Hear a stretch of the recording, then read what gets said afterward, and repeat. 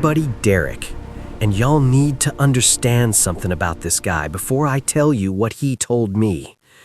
Derek is not the type to spin yarns straight up. He's been in the Coast Guard for over a decade. Practical, no nonsense. The kind of dude who fixes problems and doesn't ask questions about things he can't explain. So when he sat me down in the summer of 2022 and told me this story, I made him repeat it 3 times, and every single time, every detail stayed exactly the same. This happened back in 2017. Derek got assigned to a routine maintenance rotation at a lighthouse called Matanis Rock, way off the coast of Maine. And I mean way out there. No roads, no power grid, no plumbing, barely any cell signal. The only way in or out was by boat or helicopter. Just picture it, a jagged, rocky island in the middle of the Atlantic. One lighthouse, one small auxiliary building for fuel and equipment, nothing else. The lighthouse itself was automated, but it still needed occasional manual upkeep. And because of some weird electrical failures the year before, they decided to send 2 guys this time, Derek and another coastie named Marcus. So the first few days were fine. Boring, actually. Wake up, check the beacon mechanics, test the emergency batteries, refill the diesel generator, scrape salt corrosion off the metal walls. At night, they'd eat simple meals, play cards, read. Just 2 guys doing a job on a rock in the middle of nowhere. No red flags, no weird feelings. Then, the 4th night came. Derek woke up around 2 a.m. feeling off. Not sick, not scared, just wrong. Like the atmosphere in the room had changed while he was sleeping.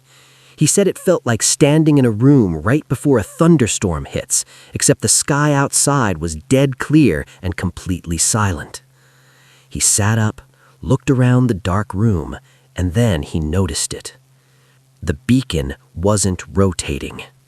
That lighthouse was supposed to send a sweeping beam of light out over the ocean every few seconds, even during maintenance rotations. A failed lighthouse light is a massive deal. Ships navigate by those things. People die when they go dark. Derek shook Marcus awake, and the 2 of them grabbed their flashlights and headed up the narrow spiral staircase to the top of the tower to figure out what was going on. And when they got up there, the gears that rotated the beacon were still moving. The mechanism was running just fine, but the light itself wasn't turning. Something was jammed in the assembly. They leaned in close with their flashlights and found, wedged deep into the gear teeth, a large piece of dark cloth, like a blanket or an old coat. The thing was soaking wet, covered in a slimy moss-like substance, and it smelled like rotting seaweed and ocean decay, like something that had been sitting on the seafloor for years. Now here's the thing, y'all. The beacon room door had been locked. Every window was sealed shut. There was no way wind blew it in. No way a bird carried it up there. It straight up did not make sense. But they pulled the cloth out, tossed it into the wind outside, went back downstairs and figured, weird one-off thing, move on. The next night, the exact same thing happened again. Around 2 a.m., the beacon stopped. They went back up and found another piece of cloth jammed into the exact same spot in the gear mechanism, but this time, it wasn't the same cloth. It was smaller. Looked like an old-fashioned scarf or a shawl, red, frayed at the edges, soaked through with what looked like fresh ocean water, and it had tiny crustaceans clinging to the fabric, like it had literally just come up from the sea. Derek told me that was the moment it stopped feeling like a coincidence. They checked every door, every window, every possible entry point. Everything was locked and sealed. Nobody else was on that island. There was no explanation. From that night on, they started barricading the stairwell with heavy crates after their evening checks. They locked the beacon room. They locked the bottom entrance. They were not playing around anymore. But y'all, the island wasn't done with them yet. On the 7th night, Derek said he was lying in bed trying to fall asleep when he heard Marcus whispering from across the room. But he wasn't talking to Derek. He was murmuring toward the corner of the room, low, disconnected things, like someone was standing there and he was responding to them. Derek leaned up and asked what he was saying, and Marcus blinked slowly, looked confused, said he wasn't saying anything. But later that same night, Derek woke up again and found Marcus sitting at the window, just staring down at the rocks below. When Derek asked what he was doing, Marcus said he thought he saw someone standing down there on the rocks the night before, barely visible at the edge of the beacon light, like a figure just standing there watching them and then disappearing when the light rotated away. After that, Marcus deteriorated fast. He stopped sleeping, stopped talking, just stood at that window for hours staring down at the water. He'd mutter about noises inside the walls, about voices coming from the stairwell. Derek kept asking if he was okay, and Marcus would just stare through him. On the 9th night, they both heard footsteps on the stairs. Not creaking from the wind, not the building settling, real, slow, deliberate footsteps, one after another, coming down from the beacon room above. Derek looked over at Marcus, who was standing at the bottom of the stairs, completely frozen, staring upward. He asked Marcus if he'd gone up there. Marcus shook his head. Then Marcus asked Derek. Neither of them had moved an inch. The footsteps stopped. The silence that followed was somehow worse than the sound.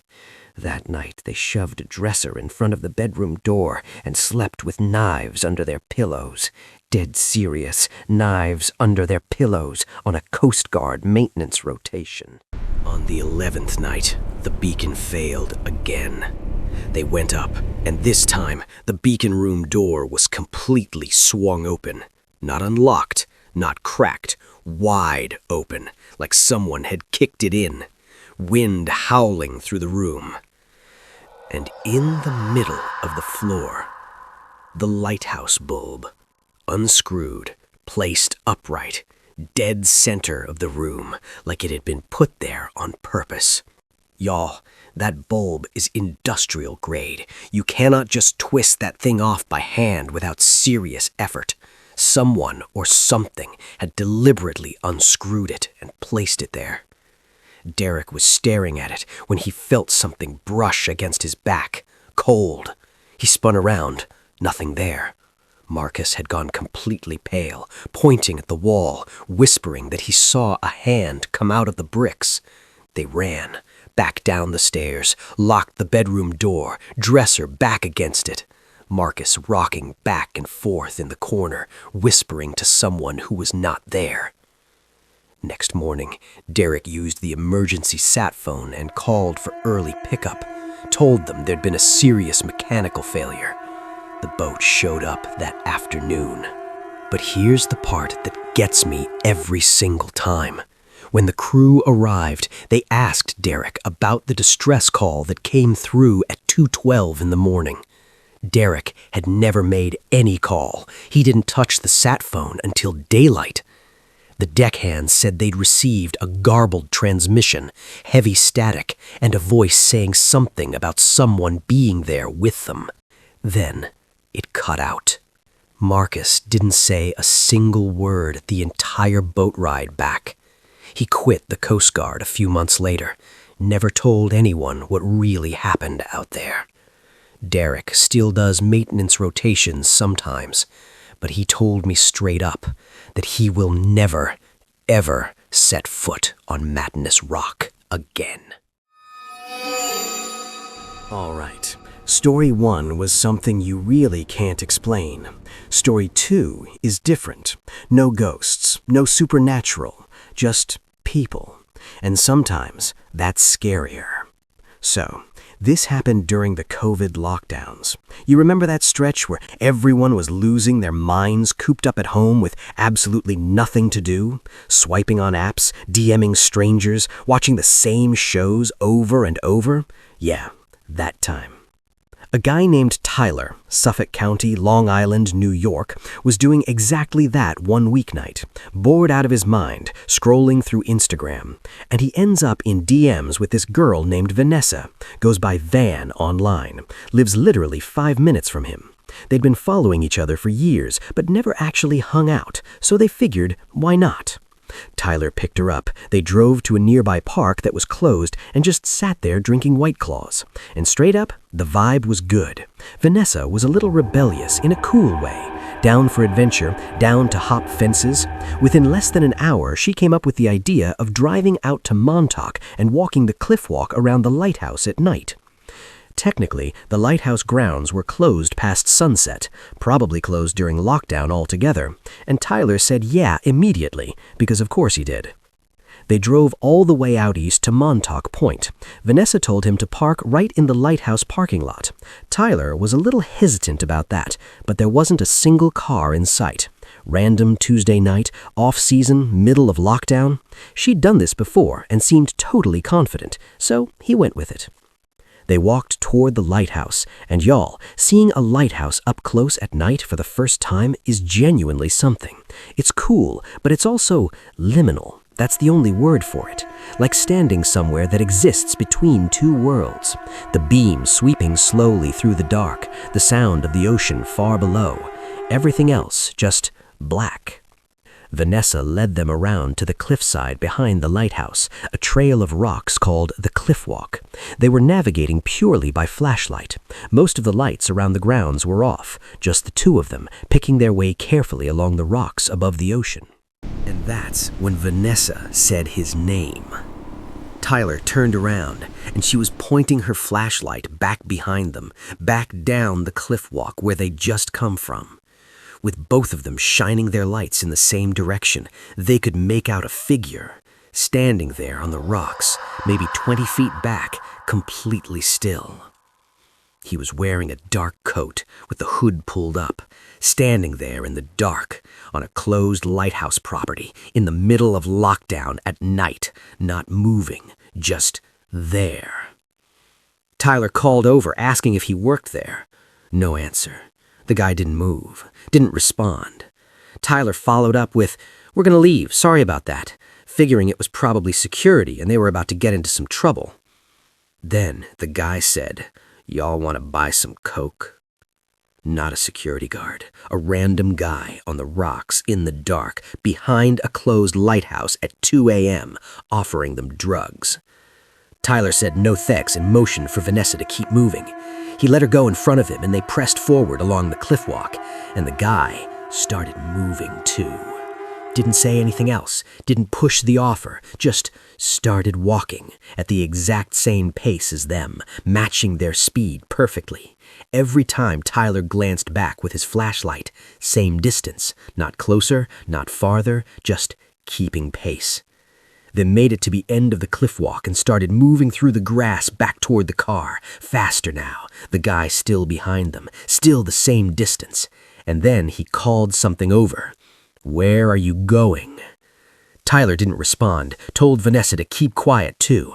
They were walking fast now, almost running, side by side toward the parking lot, and that's when Tyler noticed two more guys coming from behind them, different direction, moving toward the car. Tyler didn't run. Running would make things worse, but one of the new guys called something over too. Tyler couldn't even make out what, and they were at the car now, getting in fast, doors slamming. And that's when they both realized all three guys were right on top of the car. Tyler hit the lock immediately, and I swear, within seconds, two of them tried opening different doors at the same time, both handles yanking from the outside simultaneously. Tyler threw it in reverse, only direction where he wouldn't hit anyone, and punched it. They kicked the car as he reversed out, hit the doors, but the second he was moving, they didn't chase. He got onto the road and floored it. On the ride back, both of them just sat there in silence, hearts still hammering, neither one speaking. He dropped her off, called it a night. They ended up hanging out plenty more times after that, and they're still in touch today. But that night, it never fully leaves him. His friends think it was a gang, Crips maybe, whatever it was, 3 guys, closed property, middle of the night, all 3 moving on a single car at the exact same moment. It was too close. Way too close. And Tyler has absolutely zero interest in ever going back out there after dark. 2 stories down. And I want to tell you, the last one is the one that stuck with me longest. Because this one doesn't give you easy answers. It doesn't wrap up clean. And the guy who lived it, he never fully recovered from it. A friend of mine named Gregory shared this story with me. It happened to his old friend Ray, and Ray is not someone you'd expect this from. 50s, solid build, decades working in marine salvage and coastal infrastructure. A diver, a ship technician, a guy who did remote government inspections on water structures nobody else would touch. Straight up, Ray had seen everything. Or so he thought. Back in 2013, Ray got hired by a small county up in Washington state to do a structural inspection on an old decommissioned lighthouse. The county had inherited the property and had no idea what to do with it. Developers wanted it torn down. Historians wanted it preserved. Nobody wanted to pay for anything. So Ray's job was simple. Go out there alone, assess the structure inside and out, figure out if it was even worth saving. The lighthouse sat on a remote rock island about an hour off the mainland. Not a real island, just a chunk of stone and dirt maybe 300 feet wide. Nothing on it but the lighthouse, a generator shed, and some rusted-out old scaffolding from decades past. No dock, just a small ledge where a Coast Guard boat could drop someone off at high tide. The place hadn't been used in years. Ray packed light. Food for 4 days, sleeping bag, tools, clipboard, a 2-way marine radio. Plan was simple. Get dropped off Monday morning, do a full walkthrough by Wednesday, call for pickup Thursday afternoon. He'd done this kind of thing dozens of times. Solo didn't bother him at all. When he arrived, quiet, cold, cloudy but calm. The air had that mix of salt and metal and decay you expect from something abandoned for decades. The lighthouse was maybe 50 feet tall, classic spiral staircase inside, a beacon lens that hadn't worked in years. He did his safety checks, support beams, stair integrity, window fittings, everything solid enough. He set up his sleeping bag on the ground floor near the generator room where it was warmest. The first night was uneventful, but quiet, like too quiet. Ray said you don't realize how noisy the world normally is until it's completely gone. No birds, no insects, no waves against the rocks, just the softest wind you ever heard. And somehow that made it worse. On the second day, thick fog rolled in. Wall-to-wall white outside every window. Couldn't see more than 5 feet in any direction. Ray had seen heavy fog before, but said this was different. Dense, like a physical thing. Like the island had been sealed off from the rest of the world entirely. He spent that day taking notes on the upper stairwell, and that's when he noticed the first thing. Halfway up the stairs, there was a maintenance closet built into the wall. He'd tried to open it on day 1, but the hinges were so corroded it wouldn't budge. Now it was open a crack, just an inch, but enough to tell it had been moved. He pushed the door wider, shone his flashlight inside, and in the back corner of that pitch-black closet, a wooden box, size of a lunchbox, covered in damp green moss, like it had been underwater recently. Ray didn't open it, shut the door, made a note, moved on. But that night, something woke him up. Not a sound exactly, more like the absence of one, like everything stopped all at once.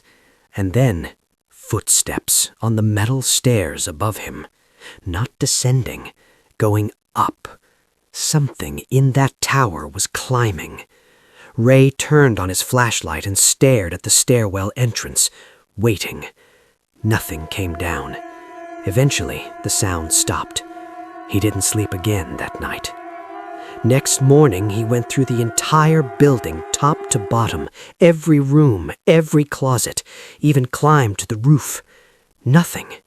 No animals, no entry points, nothing out of the ordinary, except the box. It was now sitting outside the closet, halfway into the stairwell, still covered in moss, still sealed with nails, heavier than it should have been, like whatever was inside was dense and wet and had no business being in a lighthouse that hadn't been touched in decades. Ray left the box at the base of the stairs and went outside to clear his head, and that's when he saw them. Footprints. In the dirt around the lighthouse. Bare footprints. Not boots, not shoes. Bare, wet feet. Leading from the north side of the building toward the cliff edge, and then stopping, right at the edge, at a sheer drop into the sea. The footprints didn't circle back, didn't turn around, just ended at the cliff. Ray went inside, locked every door and hatch, wedged the stairwell shut with an iron pipe, and tried to sleep. That night was worse. Around 1:30 in the morning, the door to the upper beacon room slammed shut, violently, the kind of force that shook dust loose from the ceiling above him. Then came the knocking. 3 slow knocks on the inside wall of the tower. Not the front door, not a window, the wall itself. Like someone standing just inches behind the plaster, knuckles against the brick. Knock. Knock. Knock. Ray did not move. He lay there completely rigid until the sound stopped. When the sun finally came up, he did one last check. The box was gone. The closet door was fully open. Whatever had been in that building with him had taken it back. Ray grabbed the radio and called for immediate extraction, told them it was a medical issue, easiest lie to get a fast response. They said they'd tried to get a boat out within a few hours. He packed everything and went to wait by the landing ledge. The fog didn't clear, got thicker, actually. He sat there for nearly 7 hours, couldn't see more than a few feet in front of him. Sun going down, air getting colder, and then he heard footsteps behind him in the gravel, near the base of the lighthouse. He spun around. Nothing, or at least nothing he could see through the fog. He ran to the edge of the cliff and stayed there until he heard the boat horn in the distance. They pulled him out just after dark. The deckhand who helped him aboard asked why he looked like he'd seen a ghost.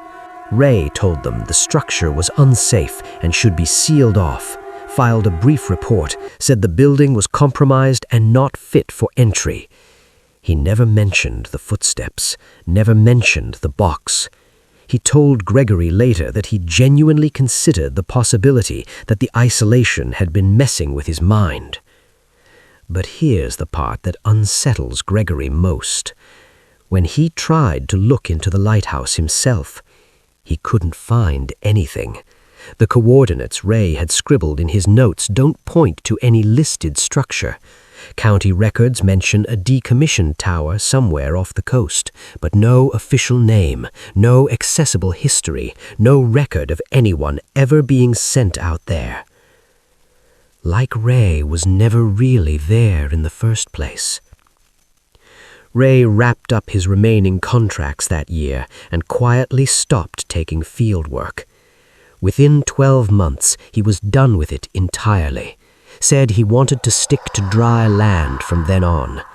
When Gregory pressed him just once about what he really thought happened on that island, Ray looked him dead in the eye and said, "Some places are meant to be left alone. They just need time and silence. That was all he'd say, and honestly, I think he was right.